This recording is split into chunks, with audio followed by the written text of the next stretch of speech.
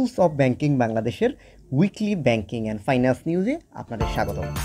এই সপ্তাহে শীর্ষ খবর, ব্যাংকারদের বিদেশ ভ্রমণে নিষেধাজ্ঞা প্রত্যাহার। এ সপ্তাহে শেয়ার বাজার, ইপিবি ও বাংলাদেশ ব্যাংকের রপ্তানি হিসাবে গরমিল। দুইটি ব্যাংকের ৬,০০০ কোটি টাকার ঋণ মওকুফ। চট্টগ্রাম বে টার্মিনাল প্রকল্পে $৬৫ কোটি ঋণ দিচ্ছে বিশ্বব্যাংক। এবারের বিস্তারিত। ব্যাংকারদের বিদেশে যেতে নিষেধাজ্ঞা তুলে নিল বাংলাদেশ ব্যাংক। এখন থেকে দাপ্তরিক ও ব্যক্তিগত কাজে বিদেশ ভ্রমণে অনুমতির প্রয়োজন হবে না, তবে ব্যাংকের ব্যবস্থাপনা পরিচালকদের বিদেশে যেতে অনুমতি নিতে হবে। মঙ্গলবার কেন্দ্রীয় ব্যাংকের এক প্রজ্ঞাপনে এই সিদ্ধান্ত জানান। নির্দেশনায় বলা হয়েছে, এখন থেকে সংশ্লিষ্ট ব্যাংকের বিদেশ ভ্রমণ নীতিমালা অনুযায়ী যথাযথ কর্তৃপক্ষের অনুমোদন নিয়ে কর্মকর্তা কর্মচারীরা বিদেশ ভ্রমণ করতে পারবেন। এছাড়া এখনকার মতোই হজ ও চিকিৎসার জন্য বাইরে যেতে পারবেন। এছাড়া ব্যাংকের কর্মকর্তারা বিদেশি যারা কর্মরত আছেন নিজ দেশে যেতে পারবেন। দেশের ডলার সংকট শুরুর পরে 2022 সালের 22 মে ব্যাংকারদের সব ধরনের বিদেশ ভ্রমণে নিষেধাজ্ঞা দেয় বাংলাদেশ ব্যাংক। এ সপ্তাহে শেয়ার বাজার। আগের সপ্তাহের তুলনায় বিদায়ী সপ্তাহে শেয়ার বাজারে বিনিয়োগকারীরা 21 খাতে শেয়ারের দৃশ্যত মুনাফা রয়েছে। ডিএসসির সাপ্তাহিক বাজার পর্যালোচনায় তথ্য জানা গেছে, বিদায়ী সপ্তাহে সবথেকে বেশি মুনাফা হয়েছে সেবা ও আবাসন খাতের শেয়ারে। এ খাতে বিদায়ী সপ্তাহে দর বেড়েছে 9.16%, 8.21% দর বেড়ে সাপ্তাহিক রিটার্ন তালিকায় দ্বিতীয় স্থানে রয়েছে তথ্য প্রযুক্তি খাত। একই সময়ে 6.24% দর বেড়ে তালিকায় তৃতীয় স্থানে রয়েছে কাগজ ও প্রকাশনা খাতের শেয়ার।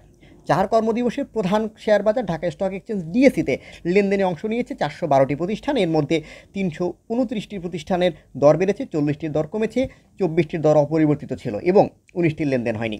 সপ্তাহের সবথেকে বেশি দর বেড়েছে আস্তাব অটোমোবাইল লিমিটেডের। সপ্তাহ জুড়ে কোম্পানিটির শেয়ারের দর বেড়েছে 21.36%। সপ্তাহের শেষ কর্মদিবসে বৃহস্পতিবার দেশের 2 পুঁজিবাজারেই বড় উত্থান দেখা গেছে। সরকারি কর্মচারীরা পুঁজিবাজারে বিনিয়োগ করতে পারবেন। বুধবার গণমাধ্যমে এমন খবর আসার পরে বৃহস্পতিবার ঘুরে দাঁড়ায় পুঁজিবাজার। ইপিবি ও বাংলাদেশ ব্যাংকের রপ্তানি হিসাবে গরমিল। রপ্তানি তথ্যের হিসাবের গরমিল থেকে বের হয়ে এসেছে বাংলাদেশ ব্যাংক। জাতীয় রাজস্ব বোর্ড এনবিআর ও বাংলাদেশ ব্যাংক ও রপ্তানি উন্নয়ন ব্যুরো ইপিবি মিলে সিদ্ধান্ত নিয়েছে এবং এই সিদ্ধান্তের ফলে রপ্তানি কমে গেছে। এই হিসাবের ক্ষেত্রে এনবিআর তথ্যই চূড়ান্ত বলে বিবেচিত হবে। নাম প্রকাশ না করার শর্তে রাজস্ব বোর্ডের সিনিয়র একজন কর্মকর্তা বলেন, ডাবল কাউন্টিংয়ের কারণে রপ্তানি তথ্যের গ্যাপ তৈরি হয়েছে। বাংলাদেশ ব্যাংকের কর্মকর্তারাও এ তথ্যের গরমিলের জন্য এনবিআরকে দায়ী করেছেন। বাংলাদেশ ব্যাংকের একজন সিনিয়র নির্বাহী বলেছেন, এনবিআর যেহেতু রপ্তানি তথ্যের প্রাথমিক উৎস, তাই তথ্য এনটির অসামঞ্জস্যতার জন্য জবাবদিহিতার সম্পূর্ণ দায় তাদেরই। এই গরমিলের আর্থিক হিসাবে ঘাটতি তৈরি করেছে। মূলত রপ্তানি তথ্যের হিসাবের ওলটপালট হওয়ার ফলে বদলে গেছে দেশের লেনদেনের ভারসাম্যের চিত্র। ফলে জুলাই এপ্রিল সময়ে সার্বিক হিসাবের ঘাটতি হয়েছে $556 কোটি। বেসরকারি প্রতিষ্ঠান পলিসি রিসার্চ ইনস্টিটিউটের নির্বাহী পরিচালক আহসান এইচ মনসুর বলেন, এতদিন রপ্তানির ভুল তথ্য দেখিয়ে হিসাব করা হয়েছে। এটা আগেই ঠিক করে ফেলা উচিত ছিল। এখন বোঝা যাচ্ছে রপ্তানিকারকরা কতটা ভালো করছেন। 6,000 কোটি টাকার ঋণ মওকুফ। নিয়ম লঙ্ঘন করে দেশের 4 ব্যবসায়িক গ্রুপ এসালম, নাসা, বিসমিল্লা ও অ্যানন্টেস্কের বড় অঙ্কের সুদ মওকুফের সুবিধা দিয়েছে 2টি ব্যাংক।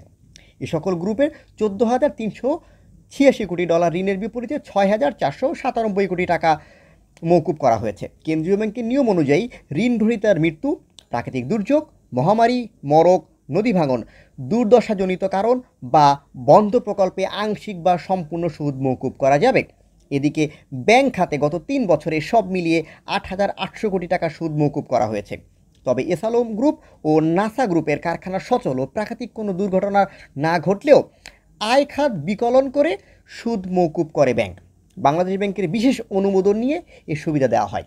আশ্চর্যের বিষয়, বাংলাদেশ ব্যাংক বিশেষ অনুমোদন দেওয়ার পরে সুদ মওকুফের নিয়ম স্মরণ করিয়ে দিতে 2022 সালের এপ্রিলে আবারও সার্কুলার জারি করে। চট্টগ্রাম বে টার্মিনাল প্রকল্পে $65 কোটি ঋণ দিচ্ছে বিশ্বব্যাংক। চট্টগ্রাম বন্দর টার্মিনালটি চালু হলে আমদানি রপ্তানি পর্যায়ে দৈনিক $10 লাখ সঞ্চয় হবে। বাজেট সহায়তা ও জলবায়ু খাতের একটি প্রকল্পে $90 কোটি ঋণ দেওয়ার 7 দিনের মধ্যে সমুদ্র বন্দরের অবকাঠামো নির্মাণ খাতে আরও $65 কোটি ঋণের অনুমোদন দিল বিশ্বব্যাংক।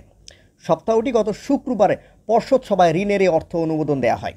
এই বিনিয়োগে আন্তর্জাতিক বাণিজ্য সহায়তা বাড়িয়ে আমদানি রপ্তানি পর্যায়ে খরচ কমবে বাংলাদেশের। এর আগে গত 22 জানুয়ারি বাজেট সহায়তা হিসেবে $50 কোটি পাশাপাশি বাংলাদেশের নগর উন্নয়নে আরেকটি প্রকল্পে $40 কোটি ঋণ দিচ্ছে বিশ্বব্যাংক। এই বিনিয়োগের মাধ্যমে বে টার্মিনালে বেসরকারি বিনিয়োগ দ্বার উন্মোচিত হবে। এতক্ষণ আমাদের সাথে থাকার জন্য ধন্যবাদ। দেখা হচ্ছে আগামী সপ্তাহে স্কুলস অফ ব্যাংকিং বাংলাদেশের সাথেই থাকুন।